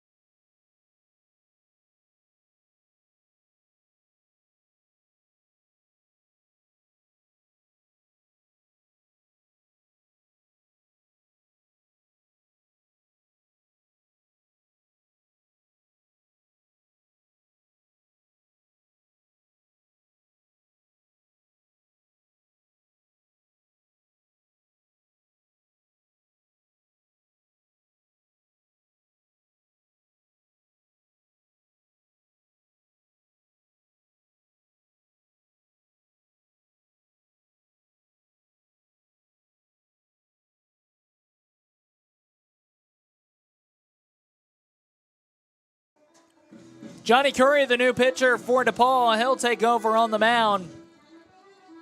As DePauw, it was a promising first couple of innings for them, putting up a couple of goose eggs, 1, 2, 3 in the second inning. Wittenberg got 3 in the third. And how about this, a whopping 7 here in the bottom of the fourth. They've scored a touchdown, and it's 10-0 Wittenberg on top. Nice curveball by Curry, drops in for a strike, 1-1 on Rocco Royer. That home run and 2 RBIs for Xander Rodriguez puts him up on the season all-time leaders for some categories, so let's go into that right after this pitch. 1-1, fastball misses away, 2-1. So that was his 44th and 45th RBI of the season, which puts him now at 6th all-time for most RBIs in a season, and this is all in Xander Rodriguez's freshman campaign. By the way, the true freshman. 2-1. Royer dribbles this one out to Bond at short, fires across the diamond, and the inning is over. And then when it comes to home runs, that was Xander Rodriguez's 7th home run of the season, which ties him for 6th all-time for most home runs in a single season. Congrats to Xander Rodriguez on continuing his fantastic freshman campaign. Tigers get a touchdown in the bottom of the fourth. They lead 10-0. We'll be back on the Tigers Sports Network, powered by TKDS.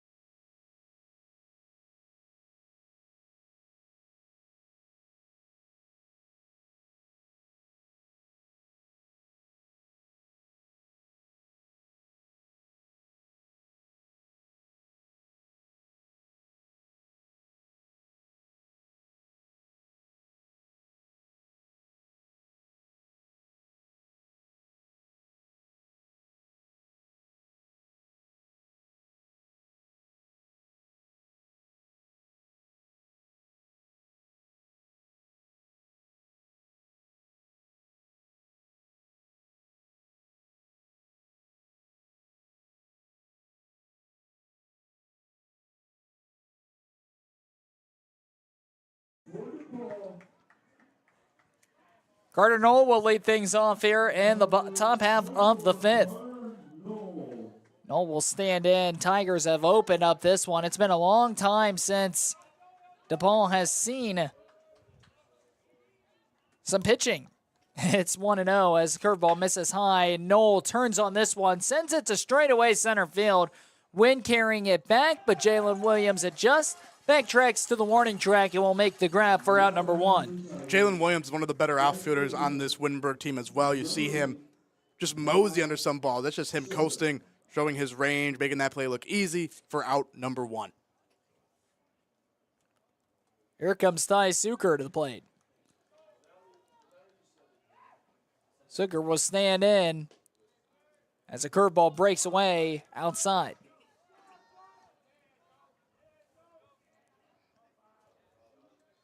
Well, they have some catching up to do. Fastball on the inner third for strike 1.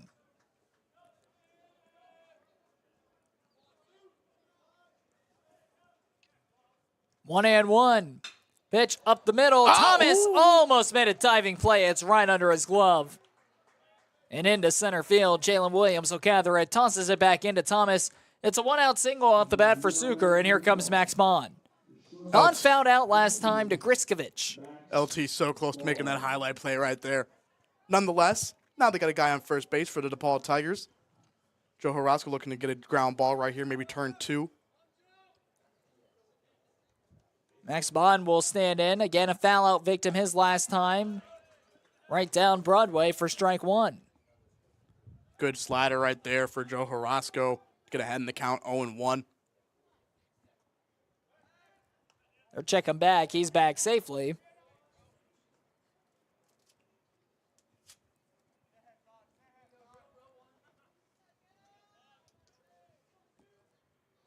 Oh, and 1 on Max Bond, the shortstop. Hit the other way, out into right field. O'Malley backtracking, Wynn certainly carrying it. O'Malley runs it at the wall. Oh, my goodness. O'Malley went up. He was able to gather it over the wall. He robs a home run from Max Bond. out in right field, went all the way back, leaped up at the wall, made the grab for out number 2 of the inning. I mean, what do you say to that, man? What do you say to that? Wow, that is just, wow. That's all I can say, man. Unfortunate for Max Bond. Oh, wow, that is such a good play and a huge play to keep the momentum going for the Tigers. Connor O'Malley has just robbed Max Bond of his second home run of the year. We brought up the Barry Bonds reference in Game 1. Since then, Max Bond took one to deep left center field for a double and then just got robbed of a home run. So I guess we're treading on some thin waters right now. I mean, wow. Like, I've never been robbed of a home run in my career, and I can't imagine that's a very good feeling. 1-0. Fly ball out to left field. Royer has it in its sights, makes the catch. Out number 3. Joe Horosco's going to wait for Connor O'Malley to run in to hype him up. Connor O'Malley saves a home run. The 2 high school teammates, Joe Horosco, showing his appreciation to his former high school teammate, now college teammate. And as everyone should, hyping up Connor O'Malley coming into the dugout. Absolutely spectacular. 10-0. We're going to the bottom of the 5th here on the Tigers Sports Network, powered by TKDS.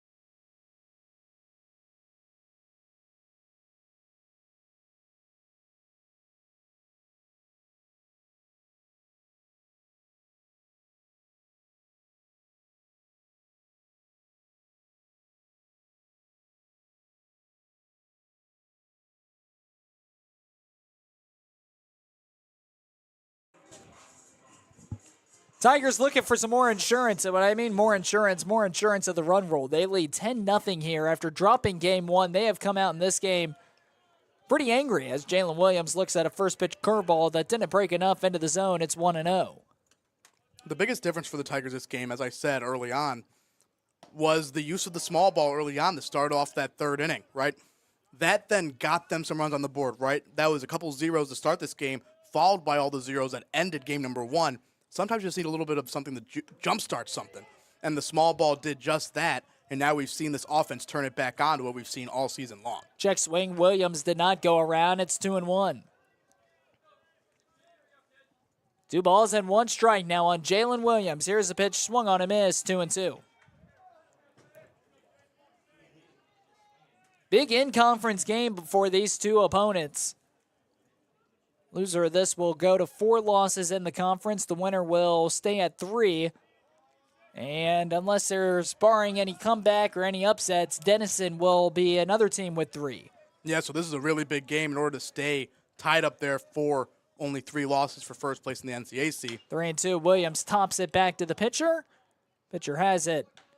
And Johnny Curry will just fire it on over to first for out number 1. That brings up Parker Griskovich. The other big reason why it's so big is because after Denison finishes their game, their second game against Oberlin today, that will be their last game in conference play. So they will finish with 3 losses, right? Wittenberg and DePauw both have another series after this one, right? So it's big to stay in that 3-loss column coming into their last series on Saturday. So unless there's any barring comeback from Oberlin, whoever loses this one will not be eligible to get the 1 seed in the NCAC tournament. Swung on a miss. Griskovich falls behind 0-2. Well, that's not necessarily true. Obviously, if Wittenberg were to win this one and then sweep against Kenyon, they then have a chance based on whoever the tiebreaker is below, they could possibly still get the 1 seed, right? Well, So I'm saying whoever loses this game. That's my bad. I thought you said 1. My bad. If you win, you still have a chance. It's 1 and 2, and Griskovich is plunked for the second time in this game. Good job by Parker, just staying in there, taking it. Take every single time you can get on base, and Parker has gotten 2 free ones right there with that one there, and he had the sack bunt today. Just doing a very good job, doing every little thing right by Parker Griskovich. 1 on, 1 out. That brings up McCauley. But as you said, Denison is up 6-0 in the bottom of the 4th against Oberlin. Kenyon is up 15-5 against Hiram in the 7th, right? So if that game ends in the 7th, that would be a mercy roll as well. And that would make Kenyon a couple games up for the 4 seed. The other team fighting for the 4 seed would be Wabash. 1-0, runner goes. McCauley bounces this to short. Bonds had it in his glove, then bobbled it. McCauley's aboard. Griskovich sits at second. And there's 2 on with 1 out. We're back to the top of the order to Luke Thomas. Tough play right there coming all the way across in that hole. That's honestly really the third baseman's ball, really. Like, there's not really much of a play for a shortstop right there. It just got out the outstretched glove of the third baseman, and Bond not able to make the play. Showing visible frustration, obviously, wants to make that play as a shortstop, and then also, I'm sure, it doesn't help having a home run just robbed of you. That brings up now Luke Thomas. And Thomas gets hit, and that's going to add to his total. He's up there on the leaderboard. I believe he's already broken the record, and that's going to add 1 more to it, and the bases are loaded with 1 away, and here comes Alex Nemunitis. Yeah, he is already the all-time leader in hit by pitches. Showing just why right there, staying in there, taking another one. Let's see how many he is at now at this point. It's a very high number. He has been hit now. That is his 34th career hit by pitch. So a guy that's going to get on base any means possible, showing it right there with his 34th career hit by pitch. Adding on to hopefully never have that total taken away from him, as there are some younger guys that are also climbing up that list. Ben Seibert's a guy with 20+, right? So Luke Thomas looking to add to that total so they can't catch up to him. Here comes Alex Nemunitis. It must be something with batting in the leadoff spot. Nemunitis stands in, first pitch fastball away, and it's 1-0. Bases are loaded with 1 out here in the bottom of the 5th. Tigers looking to plate some more runs.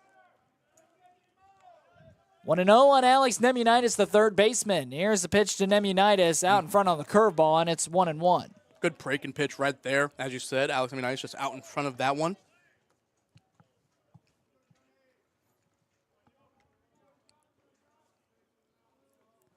One ball and 1 strike. Here's the pitch to Nemunitis again under the curveball, and he's behind 1-2. Goes right back to it and executes a very good curveball again right there. 1 ball and 2 strikes. Nemunitis, a very, very polished hitter. It's going to be tough to fool him 3 times in a row. We'll see what he draws up.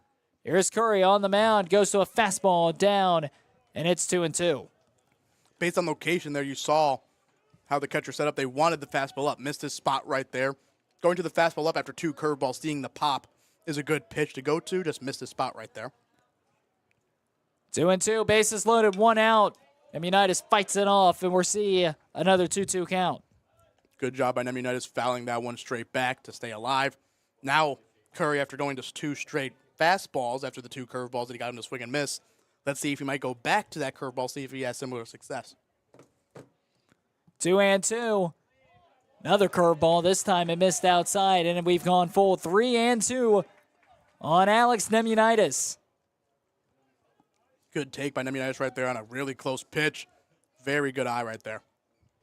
3-2. Here's the pitch from Curry. Kick steals. Nemunitis slashes it down the left field line. It's going to go all the way to the fence. 1 run's going to score. Here comes McCauley. McCauley's going to score. Thomas takes a turn. Here comes the throw to the plate, and Thomas is there in time. Here comes Nemunitis. Nemunitis trucking for home. Nobody's at first. He's going crazy. He scores. Alex Nemunitis brings them all home. And then another one. 4 runs off of 1 crack of the bat for Alex Nemunitis. Tigers lead 14-0. Yeah, Nobody was at the plate. Nobody was there. Nemunitis took advantage of it, and he swam his way home. As you said right before, a couple pitches before, Alex Nemunitis, a guy that's hard to fool multiple times in a row. That was the fourth curveball I think he saw of the at-bat. That one, he doesn't miss that one, right? Hits a hard line driving to left field for the double, then advances on the throw to third, and then the error or just throw across home, then allows him to come across a score. And as you said, some big insurance runs for the potential mercy rule if the Tigers can keep this up offensively and defensively. Call to the bullpen. Tigers of DePauw going somewhere new. We'll be back.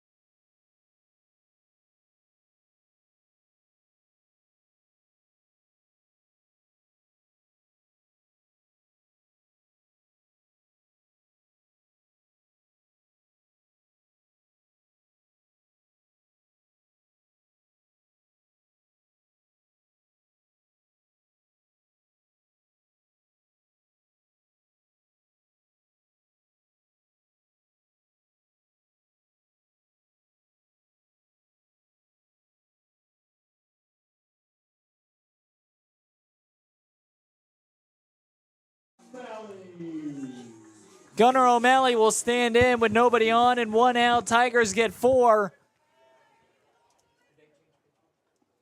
As Ben Axelrod on the mound for DePauw. First pitch, fastball, got the inside or the outside corner for strike 1. Connor O'Malley coming up to the dish now after just robbing that home run out in right field. 0-1 here on O'Malley in the dirt. Let's see if he can now keep that momentum going and make a big play on offense as well.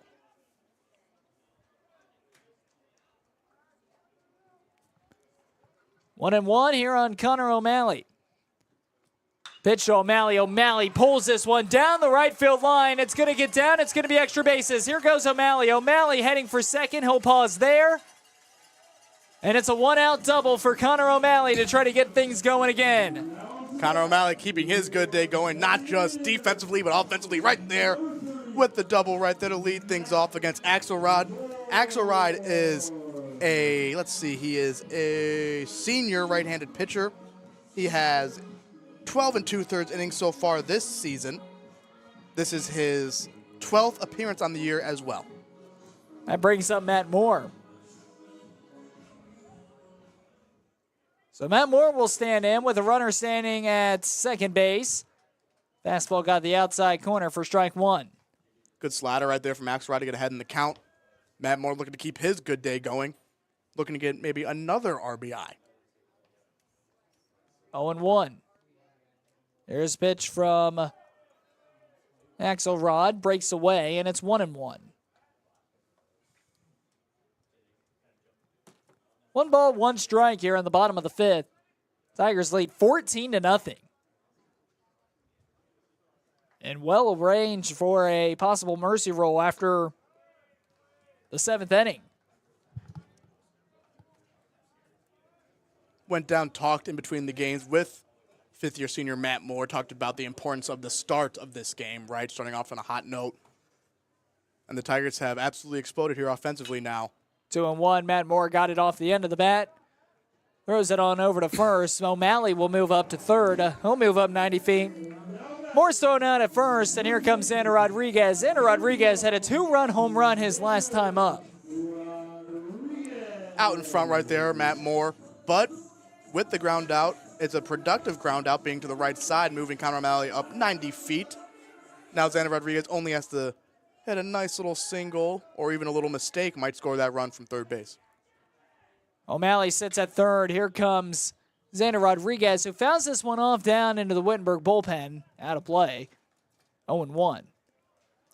Xander Rodriguez coming in after his 7th home run of the season in his last at-bat. No balls and 1 strike here on Rodriguez. Here's the pitch outside. It's 1-1.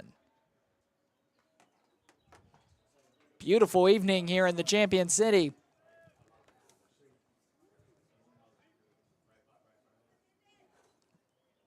One and one on Rodriguez. Here's the pitch. Inside, 2-1.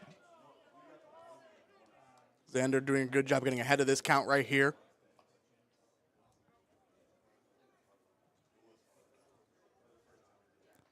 Two and one on Rodriguez. Here's the pitch. Rodriguez, hardy swing.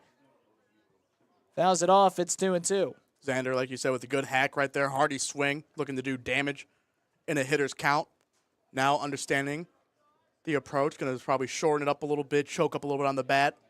Look to have a good at-bat right here. Look to get on base, score another run maybe. 2-2. Here's the pitch. Rodriguez goes the other way into left field. It's going to drop. It's a base hit for Xander Rodriguez. Conor O'Malley will score, making it 15-0. Xander Rodriguez on first. Multi-hit game for Xander Rodriguez. And the Rolling Tigers up 15-0 here in the bottom of the 5th. As we just said, Xander Rodriguez doing a great job, choking up with 2 strikes, understanding the approach, getting off the hardy swing. 2-1 doesn't matter if you can trust yourself with 2 strikes, and he gets another base hit, another RBI right there. His 46th of his freshman campaign. And now we get to see the first career at-bat for Gavin Lonez. We've seen plenty of Gavin Lonez as a pitcher for the Tigers, the two-way player, now getting his first career at-bat right here. So Gavin Lonez stands in for his first career AB of the year. He'll look at a slider for strike 1. Gavin Lonez is a very good athlete, obviously as a two-way.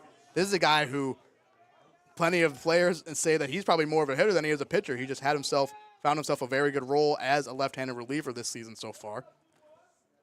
0-1 here on Lonez. Back to the plate. Another slider. Looked at. It's 0-2. 2 tough pitches right there to start your first at-bat. 2 good sliders on the outer half. 0-2. 1 on with 2 outs here on Lonez.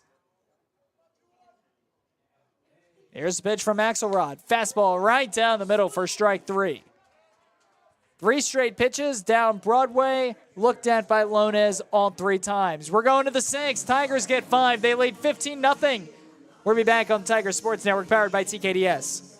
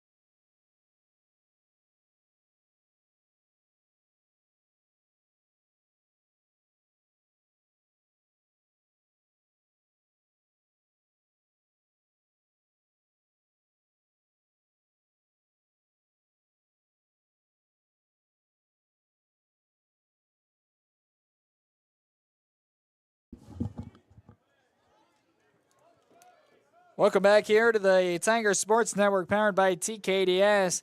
Cam Macon will lead things off here in the visitor half of the sixth. Charlie Schaefer on the mound for the Tigers.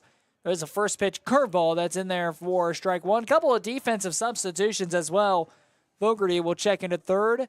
And we will also see, I believe it was Cam Gladden who checked into left field. Is that correct? Ashton Newton. Ashton Newton, I beg your pardon. So Newton was able to check into left field. As that line drive little single off the end of the bat drops in front of Ashton Newton for the first hit. Cam Macon gets on base. Once again, we've seen him on base plenty in the doubleheader here today. Now, Charlie Schaefer on the mound. You Wittenberg fans have seen plenty of Charlie Schaefer, obviously. A guy with 33 and a third innings just this season alone. Over 100 innings pitched in his career. So a very familiar face as that pitch is grounded foul to the right side. Tigers lead 15-0 here in the top of the sixth. Charlie Schaefer with the most appearances out of any Wittenberg Tigers pitcher this season. This is his 17th appearance on the year. Schaefer, you mentioned the 33 innings, all of those innings coming out of the pen. Popped him up into foul ground. Fogarty will give chase, but won't be able to get there. 0-2 now, the count on Grady Johnson, the third baseman. Yeah, just one start, actually, for Charlie Schaefer, which was really early in the season. I think even before they got back to Ohio from their spring break trip. So other than that, this is a guy who's been out of the pen not only this year, but his career, really.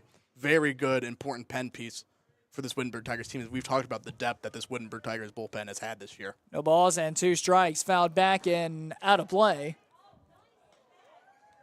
And it will remain no balls and 2 strikes. Tigers will be going on the road this weekend to play Kenyon. Kenyon right now 4th place in the NCAC. So a couple of big games coming up for the Tigers. Tigers will have a chance, assuming they hold on to this 15-run lead, as this one's fly ball out to left field. Newton's there to make the grab for out number 1. But assuming the Tigers hang on through the next inning and 2/3, Tigers could win the tiebreaker over Denison. But they got to take care of Kenyon first on Saturday. Obviously, Joe Harasco is a guy now. This is only a second start. They have moved him to this role of being the midweek starter to still use him out of the pen as well, as Joe Harasco has made a big impact out of the bullpen as well. So that is why Joe Harasco will be done for the day on only 50 total pitches through 5 innings of work. Talk about efficiency right there. He went 5 total innings, only allowed 3 hits, no runs. Very, very good outing once again for Joe Harasco. Swing and a miss, as it's Glimko who stands in. Glimko, a power hitter. 1 ball and 1 strike on Glimko. Macon stands at first base. Rodriguez not holding him. Here's a pitch, curveball left high, and it's 2-1. Out of those 50 pitches as well, 70% strikes for Harasco today. So absolutely phenomenal once again by Joe Harasco. Another game allowing no earned runs. He's been spectacular this year. 2-1. Here's the pitch. Popped him up. Right side of the infield. Drifting into foul ground will be Rodriguez. Rodriguez falling backwards. Still able to hang on. Will make the catch for out number 2. Let me just say, Xander Rodriguez is not one to shy away from the dramatics. So we'll call that a diving play right there from Xander Rodriguez, number 12, for out number 2. In that case, what a play by Xander Rodriguez. Exactly. We have a pinch hitter. As here comes Drew Straub. Straub will stand into the batter's box with 1 on and 2 out here in the 6th. Tigers lead 15-0. Seen a couple of games today, and they haven't necessarily been close. Ball took game 1, 13-3. Tigers trying to take game 2. They lead 15-0. And if there's any moral victories, trying to outscore the Tigers in the entire series as well. That's the beauty of baseball. You never know what could happen from game to game. Left inside, and it's 1-1. And that's what makes baseball the most unpredictable sport, yet the best sport there is. 1-1. Here's the pitch. Smacked on the line, down the right field line, foul. Action into DePaul's bullpen. It looks like it is number 10, Finn O'Mara.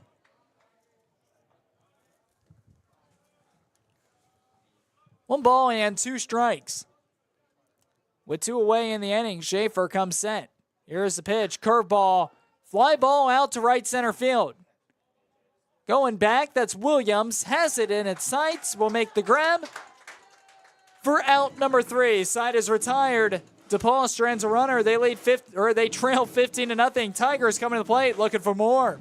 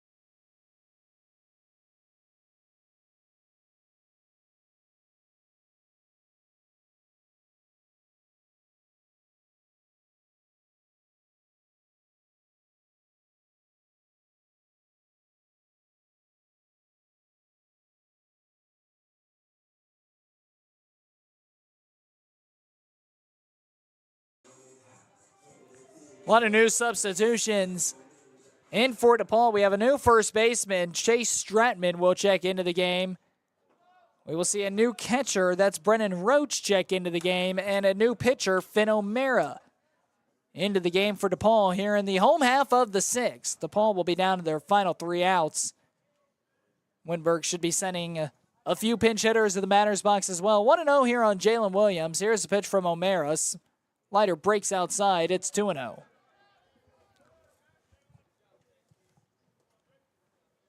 2 balls and no strikes, and now the umpire wants to have a word with Finn O'Mara. Probably just getting some clarification, asking what he's doing on the mound, if it might be a balk or not. Looks to be nothing wrong, as there is nothing called. 2-0. Here's the pitch to O'Mara. Jammed Williams. Slow roller out to second. Going to be a tough play. The throw to first. Ooh. Diving for the bag. Just got him in time. Jalen Williams with some wicked speed out of that batter's box. Just can't beat the throw. And that'll bring up George Jansen to the batter's box. Pinch hitter for the Tigers. Showing some good hustle down there by Jalen Williams. And now, as you said, George Jansen coming in to hit right here. Number 25, the sophomore catcher.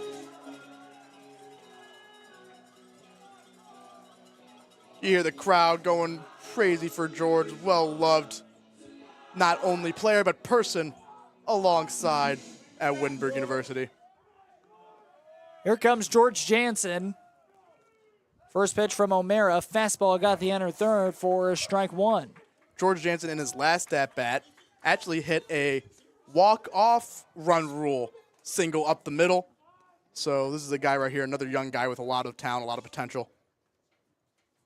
Here's a pitch. Jansen lines this one foul. Hard hit right there, but down to 0-2. George Jansen 1 for 2 on the season. He's got an RBI as well. George looking to stay convicted right here with 2 strikes. Jansen has also walked this year. He's tied for first in batting average with Ashton Newton and Austin Luther with 500. Here's a pitch to Jansen. Good take right there. Outside. Jansen, in fact, has a chance to become the leader in batting average. Now, granted, that's without any minimum at-bats. Yes, but we don't need to tell anyone else that. Austin Luther, though, I know he's thinking in the back of his head, just get a walk, George. Don't take my crown. Austin Luther. Luther's probably going to ask manager McGee for another at-bat. 1-2. Here's a pitch. Got the outside corner. Strike 3. Got him looking for out number 2 of the inning. Austin Luther, for those who don't know, Austin Luther is one of the star pitchers for the Wittenberg baseball team. He had to come in and hit in a game because of a lineup situation. One of the players for Wittenberg, he had gotten injured in between games, and then the lineup card was out of whack because of it. So Austin Luther had to come in for Matt Moore, who was DHing on the day. And Austin Luther went 1 for 2 on the day. So he is hitting 500, as we just said. 0-1. James McCulley will stand in. Luke Thomas stands in the on-deck circle. As it stands, DePauw will have to have 5 runs in the top half of the 7th. Well, 6 runs to keep it going. Austin Luther not the only pitcher, though, on this team to have career at-bats. Nick Cunningham has a couple near career at-bats. He's 0 for 2 with a strikeout. And Joe Harasco is 2 for 5, I believe, hitting 400. But Joe Harasco also has a home run in his career. So, a couple of guys with some bragging rights when it comes to the pitchers, when it comes to their batting average and their hits throughout the year. Nick Cunningham likes to keep it quiet a little bit, though, obviously. 1 ball and 2 strikes here on McCulley. With 2 down in the inning, O'Mara looking for a 1-2-3 inning. Here is the pitch from O'Mara. Fastball low and in, and it's 2-2.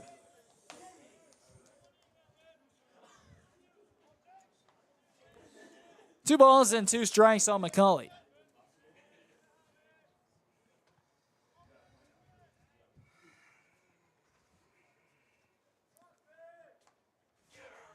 Here is the pitch from O'Mara. Misses low. 3-2. Good job by McCulley working it back now to full, looking to win this at-bat. Trying to not allow the first 0 for the Tigers in a couple of innings here. 3 balls and 2 strikes now to James McCulley. Here is the pitch. Fouled back. And saved by the backstop. If it wasn't for the backstop, I think it would have gone to our producer Cliff's window, and I think he would have made a great play. Cliff is always heads up. Cliff is always ready to make a play.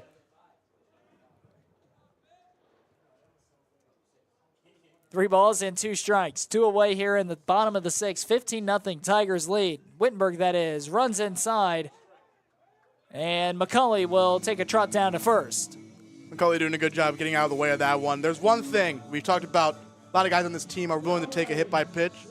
If there's a time you don't want to take a hit by pitch is when there's 3 balls, right? It's going to be a ball anyways. Don't let it hit you. Get out of the way. Good job by James McCulley understanding that and not wearing that one. Inadvertent pain. We're back to the top of the order. Here's Luke Thomas. Thomas will stand in. Caleb Fogarty will stand in the on-deck circle looking for an at-bat. At the bottom inside corner for strike 1. Caleb Fogarty, I know, is probably going to let Luke Thomas hear it if he does not get it on base here, so Fogarty can get an at-bat. The 2 roommates, 2 very good friends. 0-1 to Thomas. Thomas swings right through, and it's 0-2. So now the one that's giving him the most pressure right now is Caleb Fogarty now as he's down to 2 strikes. And I know Luke Thomas does not want to hear it from him, so he's going to do whatever he can to get on base right here. No balls and 2 strikes here on Thomas. Here's the pitch. Thomas drives one. Right field. Going back. Right fielder at the track. Looking up. Makes the grab for out number 3. The side is retired. And I'm sure Fogarty is certainly going to let Thomas. Thomas is looking into the dugout, looking right at Fogarty. And Fogarty just shaking his head. Fogarty put his head down right away, just like, oh, I'm going to make sure I let LT know about that one. LT's probably going to say, hey, man, I was close to a home run. Caleb Fogarty won't care, though, as he did not get his at-bat, especially if this game, if Charlie Schaefer puts up another 0, that will do it here. So let's see if the Tigers can end this game here in run rule fashion. We're going to the 7th. DePauw down to their final 3 outs. We'll be back.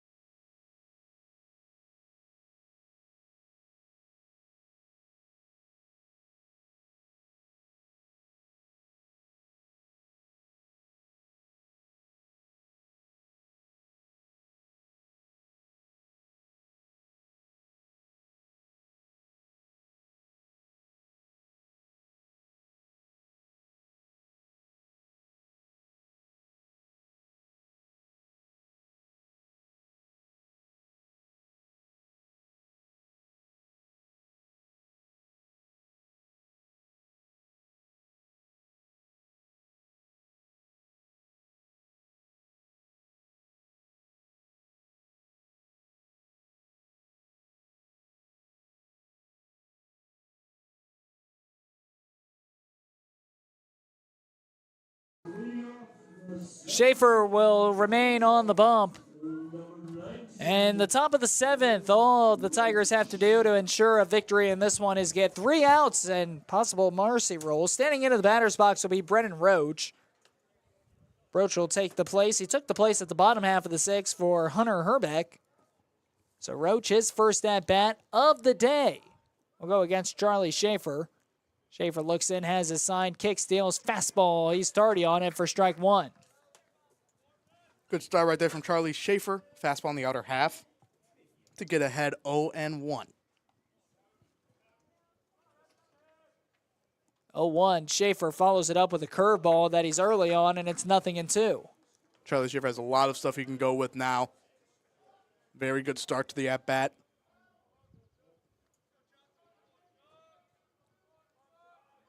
No balls and 2 strikes.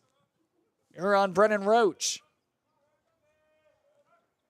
Schaefer comes set. Kicks, steals, delivers. Fastball found back to the backstop. Count stays 0-2. Chase Stratman stands in the on-deck circle. He checked in the bottom of the 6th for Carter Knoll. So we'll see his first at-bat of the day as well. 0-2. Here's the pitch from Schaefer. Breaking ball, foul tipped. And it stays no balls and 2 strikes.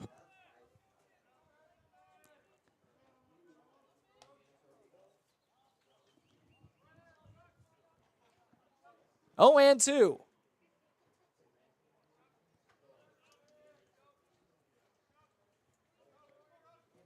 Schaefer to the plate. Ground ball to third. Fogarty has it. Fires over to Rodriguez at first. Leadoff man is retired. And DePauw down to their final 2 outs. Caleb Fogarty showing off the leather right there. Always a very good defensive third baseman over there, making the play for out number 1.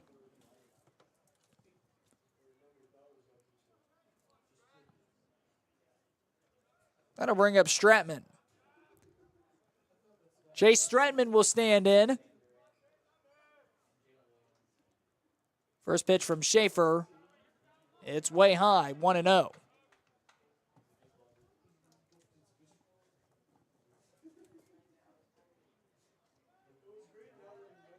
One ball and no strikes here on Stratman. Here's the pitch. This one goes the other way, popped up. Rodriguez is there, makes the grab for out number 2, and DePauw is down to their final out. And it's going to rely on the shoulders of Nathaniel Tenza. Tenza got the start in game number 1. Got the win in game number 1 as well. He pitched a great game in the first game we saw today. Now he's going to be batting for DePauw here in game number 2, down 15-0. Tenza is listed as a two-way pitcher/catcher, which you don't see very often. I'm sure he plays some other positions as well. But I believe last time when I checked in the game number 1, he had 2 at-bats this season. I could be wrong on that, though. There's a pitch from Schaefer, fouled back and out of play. Tenza with a good hack on it right there. Tenza earning himself this at-bat right here after the great game he had in game number 1.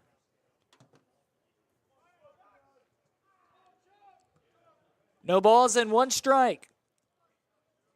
Schaefer comes set, kicks, steals, comes to the plate, swing and a miss, and the ball down their final strike. Great breaker right there from Charlie Schaefer, looking to put this game away right here. 2 strikes, 2 outs, and potentially what could be the last pitch here at Carlton-Davidson Stadium for the Wittenberg Tigers in 2024. 0-2, Schaefer comes to the plate, breaking ball. We'll see one more. One more, at hey, least. Always good to see at least one more. Until it gets to a point where one more may be too much. Yeah, exactly. But what hurts? One more won't hurt. 1 ball and 2 strikes. Schaefer comes set. Nobody on. 2 outs. Here is the pitch. Breaking ball, swing and a miss. Schaefer struck him out.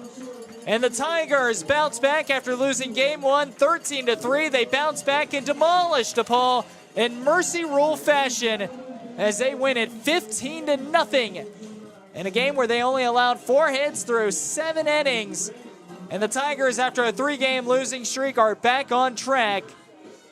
And they will head to Kenyon on Saturday to close out the regular season and try to capture the number 1 seed for the NCAC tournament that starts next Thursday. Yeah, huge game on Saturday, but a phenomenal way to end game number 2 and to end it here at Carlton-Davidson Stadium. It's been an awesome year here, being a part of it on the Tiger Sports Network and the TKDS Sports Network crew. It's been absolutely fantastic.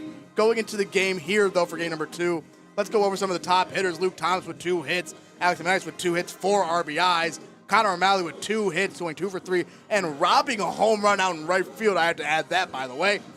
Xander Rodriguez with 2 hits. Matt with 3 RBIs as well and a home run. Matt Moore, 3 RBIs, 2 hits. James McCulley, 2 hits, 2 RBIs. Fantastic day all around. Rocco Royer had a base hit today. A lot of good stuff offensively here today. DePauw, they were held in check. No runs, 4 hits, 2 errors. Wittenberg got things going in the 3rd, and then again in the 7th, and then again in the 5th, where they strike for 15 runs off of 12 hits and 1 error. And then on the pitching side of things, we talked about it. Joe Harasco, once again, absolutely phenomenal. 5 innings pitched, only allowing 3 hits, no earned runs. Charlie Schaefer, 2 innings pitched, only allowing 1 hit with a strikeout, no earned runs, as the Tigers get a shutout, and which I believe might be their first shutout of the season, actually. So congrats to the Tigers pitching staff and defense on that accomplishment. And now they are tied for first place with Denison, who I believe actually will be ahead because they've played 2 more games. But if the Tigers can sweep Kenyon on Saturday, that'll make it a little bit interesting. It comes down to the tiebreaker for that 1 seed in the NCAC tournament. And Dylan, once again, it has been a pleasure being alongside you all season long. It's been a pleasure and a blessing. And I'd like to give a quick thanks to the TKDS Sports Network and the Tiger Sports Network, Wittenberg University, Wittenberg Athletic Department, Wes and the Ryan Maurer and the entire crew for, giving us the opportunity to come out here and broadcast the game that we love and the game that we enjoy. It was a fantastic season, and it's sad to say that for us, obviously this team still has a lot to play for. For us, it's gone too soon. Hey, it was a blast. Obviously, for those who don't know, I did play here for 4 years, right? Getting a chance to do this right here was unbelievable. Such a great team behind here, right?